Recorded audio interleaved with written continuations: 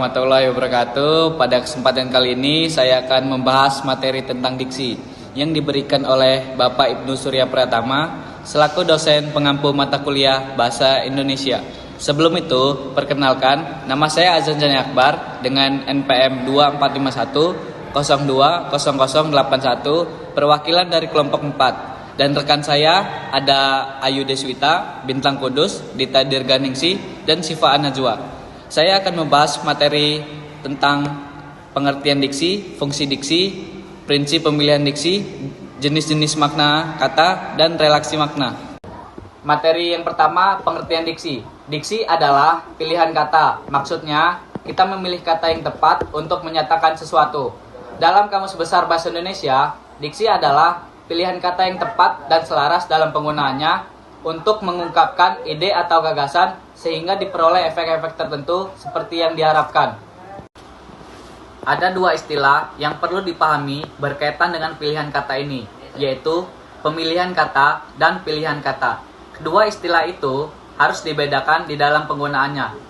Pemilihan kata adalah proses atau tindakan memilih kata yang dapat mengungkapkan gagasan secara tepat, sedangkan pilihan kata adalah hasil dari proses atau tindakan memilih kata tersebut. Jadi, yang dimaksud dengan diksi atau pilihan kata adalah tindakan memilih kata yang tepat yang digunakan oleh penulis untuk menyatakan sesuatu. Ada dua istilah yang perlu dipahami berkaitan dengan pilihan kata ini, yaitu pemilihan kata dan pilihan kata. Kedua istilah itu harus dibedakan di dalam penggunaannya. Pemilihan kata adalah proses atau tindakan memilih kata yang dapat mengungkapkan gagasan secara tepat, sedangkan pilihan kata adalah hasil dari proses atau tindakan memilih kata tersebut. Jadi, yang dimaksud dengan diksi atau pilihan kata adalah tindakan memilih kata yang tepat yang digunakan oleh penulis untuk menyatakan sesuatu. Yang kedua, ada fungsi diksi. Dalam karangan ilmiah, diksi dipakai untuk menyatakan sebuah konsep, pembuktian, hasil pemikiran, atau solusi dari suatu masalah. Adapun fungsi diksi antara lain yang pertama, melambangkan gagasan yang diekspresikan secara verbal. Yang kedua, membentuk gaya ekspresi gagasan yang tepat. Yang ketiga, menciptakan komunikasi yang baik dan benar. Yang keempat, mencegah perbedaan penafsiran. Yang kelima, mencegah salah pemahaman. Yang keenam, mengefektifkan pencapaian target komunikasi. Tiga, ada prinsip pemilihan diksi. Agar dapat menghasilkan cerita yang menarik melalui pilihan kata, maka diksi yang baik harus memenuhi syarat seperti yang pertama, ketetapan dalam pemilihan kata dalam menyampaikan suatu gagasan. Yang kedua, seorang pengarang harus mempunyai kemampuan untuk membedakan secara tepat nuansa-nuansa makna sesuai gagasan yang ingin disampaikan dan kemampuan untuk menemukan bentuk yang sesuai dengan situasi dan nilai rasa bagi pembacanya. Yang ketiga, menguasai berbagai macam kosakata dan mampu memanfaatkan kata-kata tersebut menjadi sebuah kalimat yang jelas, efektif, dan mudah dimengerti. Yang keempat, dapat membedakan denotasi dan konotasi dengan benar.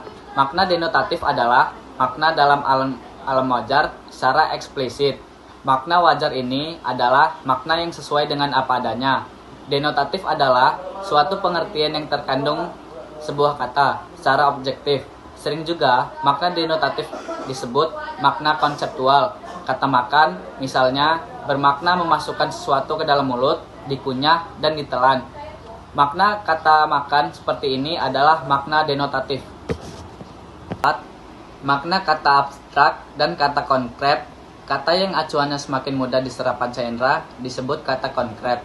Yang ketujuh, dapat membedakan kata-kata yang hampir bersinonim. Sinonim adalah dua kata atau lebih yang pada asasnya mempunyai makna yang sama, tetapi bentuknya berlainan. Kesinoniman kata tidaklah mutlak, hanya ada kesamaan atau kemiripan. Yang kedelapan, dapat membedakan kata ilmiah dan kata populer dengan benar. Kata ilmiah merupakan kata logis dari bahasa asing yang bisa diterjemahkan ke dalam bahasa Indonesia. Kata-kata ilmiah biasa digunakan oleh kaum terpelajar, terutama dalam tulisan-tulisan ilmiah, pertemuan-pertemuan resmi, serta diskusi-diskusi khusus. Makna konotatif adalah makna asosiatif, makna yang timbul sebagai akibat dari sikap sosial, sikap pribadi, dan kriteria tambahan yang dikenakan pada sebuah makna konseptual. Kata makan dalam makna konotatif dapat berarti untung atau pukul. Yang kelima, dapat membedakan kata umum dan kata khusus dengan benar. Kata umum dibedakan dari kata khusus berdasarkan ruang lingkupnya. Makin luas ruang lingkup suatu kata, maka makin umum sifatnya. Makin umum suatu kata, maka semakin terbuka kemungkinan terjadinya salah paham dalam pemaknaannya. Makin sempit ruang lingkupnya, makin khusus sifatnya, sehingga makin sedikit kemungkinan terjadinya salah paham dalam pemaknaannya, dan makin mendekatkan penulis pada pilihan kata secara tepat. Yang keempat, jenis-jenis makna kata. Berdasarkan bentuk maknanya, makna dibedakan atas dua macam, yaitu makna leksikal dan makna gramatikal. Makna leksikal adalah makna kamus atau makna yang terdapat di dalam kamus. Makna ini dimiliki oleh kata dasar, contohnya makan, tidur, ibu, adik, buku. Sedangkan makna gramatikal adalah makna yang dimiliki kata setelah mengalami proses gramatikal seperti proses hafikasi atau pengimbuhan, reduplikasi atau pengulangan, dan komposisi atau pemajumukan. Berdasarkan wujudnya, makna dibedakan menjadi dua macam, yaitu makna referensial dan makna inferensial. Makna referensial adalah makna yang mempunyai rujukan yang konkret, contohnya meja, baju, membaca, menulis.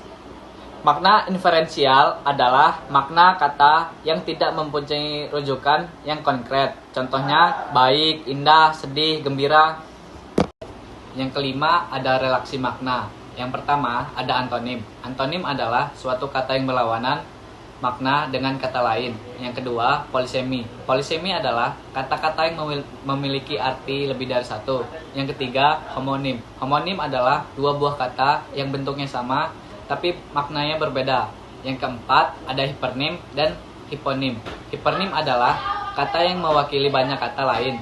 Hipernim dapat menjadi kata umum dari kata-kata lainnya, sedangkan hiponim adalah kata-kata yang terwakili artinya oleh kata hiperuim. Yang kelima, ada ambiguity. Ambiguity adalah gejala kegandaan makna akibat tafsiran yang berbeda. Dan yang terakhir, ada rekondasi. Rekondasi adalah berlebih-lebihan pemakaian unsur segmental dalam suatu bentuk ujaran. Cukup sekian materi yang bisa saya sampaikan. Kurang lebihnya saya mohon maaf. Pada Allah saya mohon ampun. Saya akhiri. Wabillahi taufiq walhidayah. Wassalamualaikum warahmatullahi wabarakatuh.